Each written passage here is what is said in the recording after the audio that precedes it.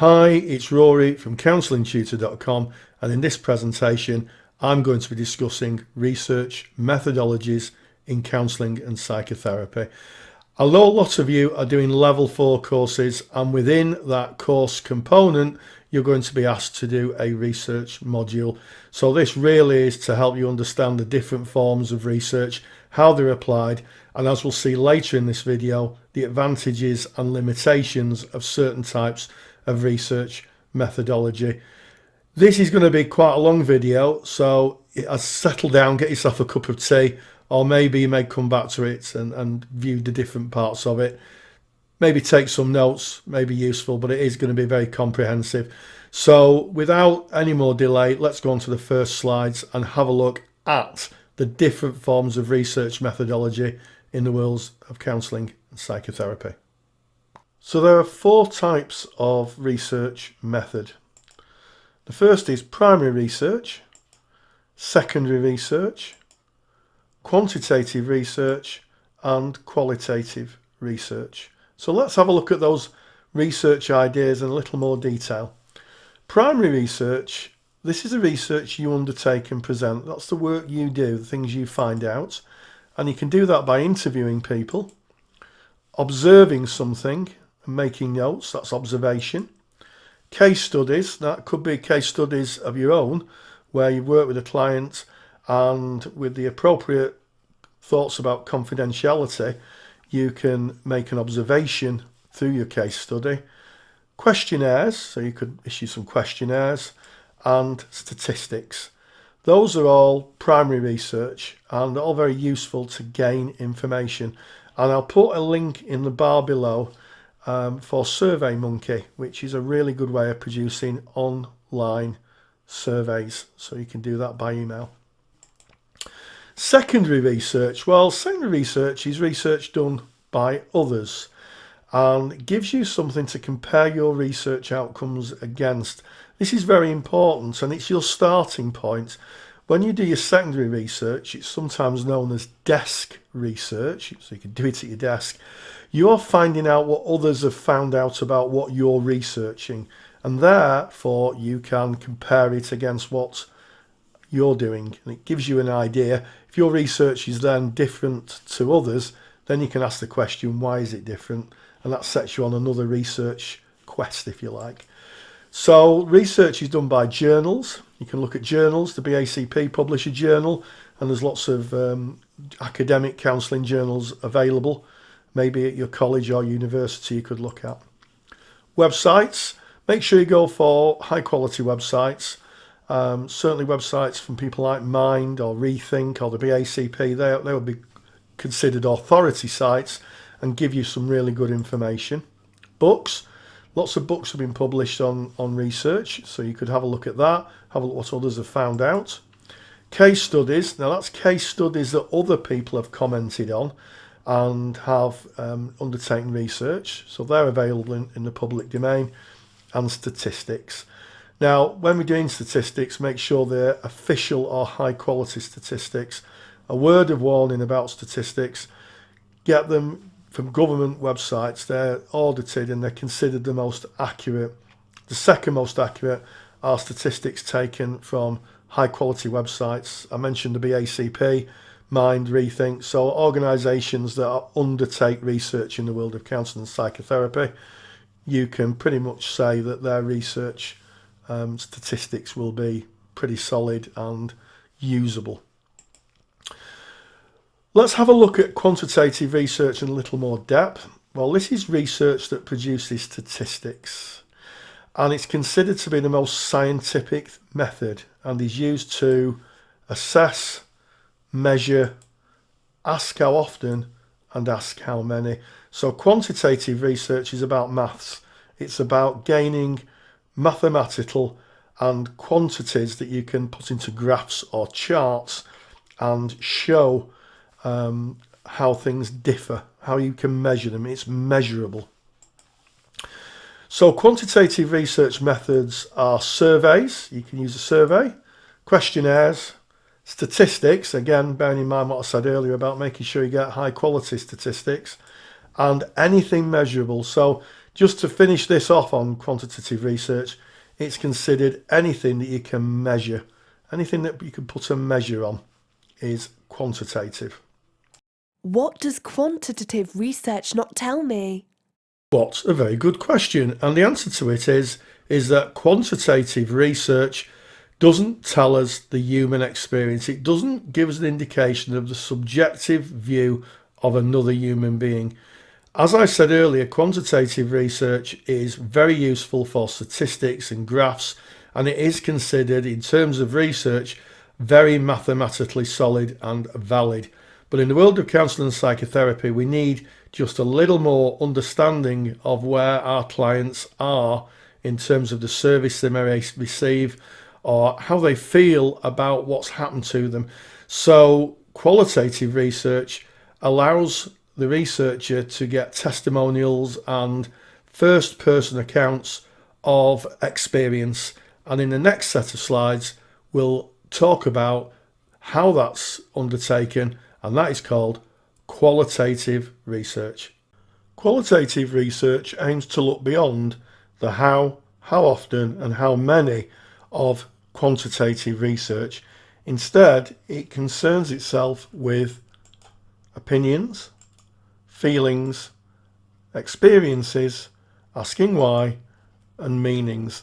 Now, as you can see, these are things that are not easily put into a pie chart or a mathematical diagram or a statistical analysis. These are people's own experiences of something. So we can see why qualitative research is really important in the world of counselling and psychotherapy. Okay, still with me. That's brilliant.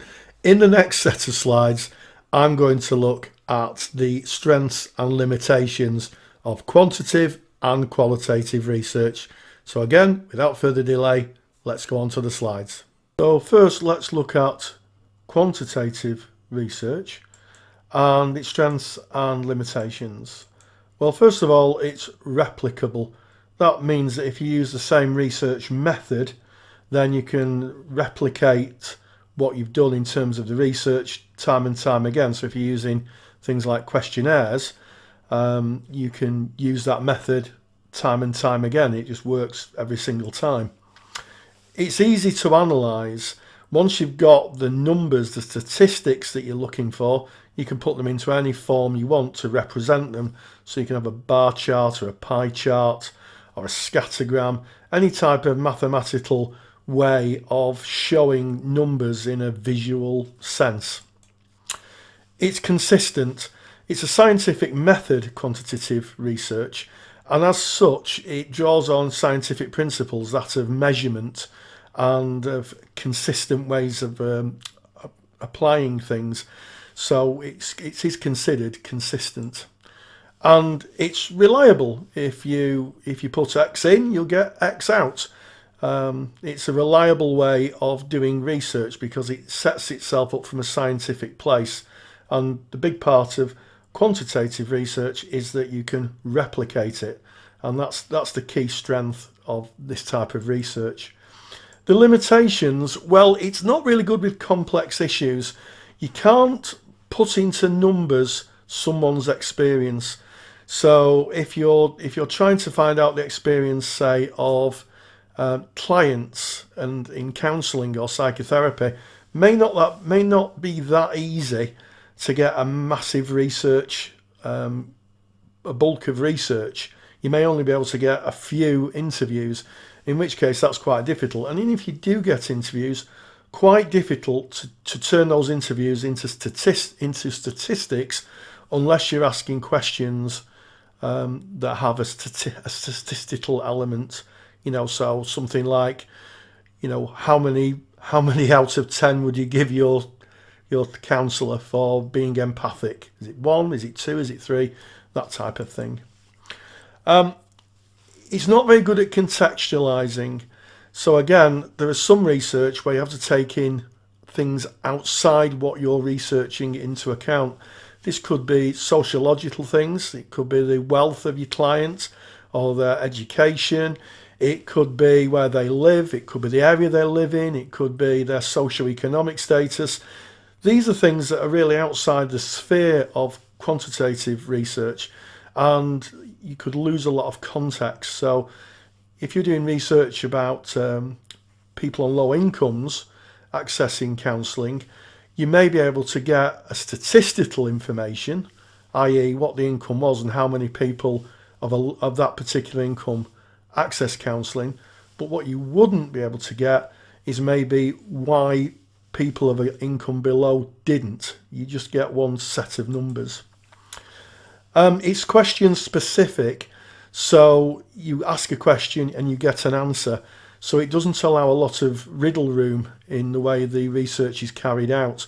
And if you want an example of that, have a think about when you're walking down the street and somebody asks you about your favourite hairspray, a market researcher. They ask specific questions and you have to give a specific answer. There's no riddle room in it. So that can be a limitation. And also collecting data. You have to collect an awful lot of data to have a reasonably good quantitative research model. And it may be you should struggle to collect the data. If you're doing some research amongst people who'd suffered post-traumatic stress disorder, you may struggle finding a big enough research sample to be able to make any sense of it. So the collection of data is definitely a limitation in quantitative research. Qualitative research, its strengths and its limitations. So let's have a look at some of the strengths of qualitative research. Well, first of all, detail and depth. By doing case studies and speaking with people and doing in-depth questionnaires and questions, you can find a lot of information and a depth of information that really you can't find in quantitative research. It's not restricted, so you may do some interviewing, and then as the interview progresses, you may very well find yourself on another path of inquiry, something that is useful to the research you're doing, but something that maybe you're not set out to find out. So it's not restricted. It's very flexible. So you can ask a set of questions or a set of research questions, and as the research participant or the person you're interviewing is answering them, you can respond in a flexible way to try and gain more information and a better understanding. And it's also more powerful. Qualitative research, case studies, individual testimonies, clients speaking about their subjective experience is far more powerful than a graph or a pie chart or a statistic. It speaks of the human condition. So this is a real strength of qualitative research, and it's something that is not easily replicated just by producing raw data, numbers, pie charts, that type of thing. But it does have its limitations. The first one is researcher bias. If you're interviewing someone, it may be that they're giving you the questions that they think you want. So you have to be thoughtful about how you ask questions and how you structure questions, because people sometimes just want to please the researcher and will tell them what they want to hear. It can be time consuming to sit and do a wide ranging piece of research just with qualitative research, just with interviews and observation and speaking with people can take a lot of time, and it can be expensive as well. There are issues around confidentiality. If you're doing case studies, or if you're doing case studies of clients, then that can be tricky. The confidentiality, how's that going to be managed? Who holds the boundary of that? And if you are a student and you're thinking of doing qualitative research, it may be best to speak with your tutor, who'll be the guardian of confidentiality and ethics, and ask them what they think about how you're going to ask the questions and where your research is going. And finally, presentation of the data. I spoke earlier about data being produced in graphs or pie charts or visual forms that can be actually seen on a screen or printed in a book or on a website. Presenting qualitative research is a bit more tricky than that, because it's narrative, it's people's own experience. So you can write it down, you could write it in a text form, you could capture it on a tape or a recording device, you could video it, but it does make the presentation of data a lot more tricky, especially with confidentiality. So those are the strengths and limitations of qualitative research. Okay, well, that's the end of the presentation. Don't forget to like and subscribe below, and let's have some comments in the bar below. Let's have some comments. Let's tell me what you think of the presentations that I make. I'd love to hear from you. And as always, thank you for watching.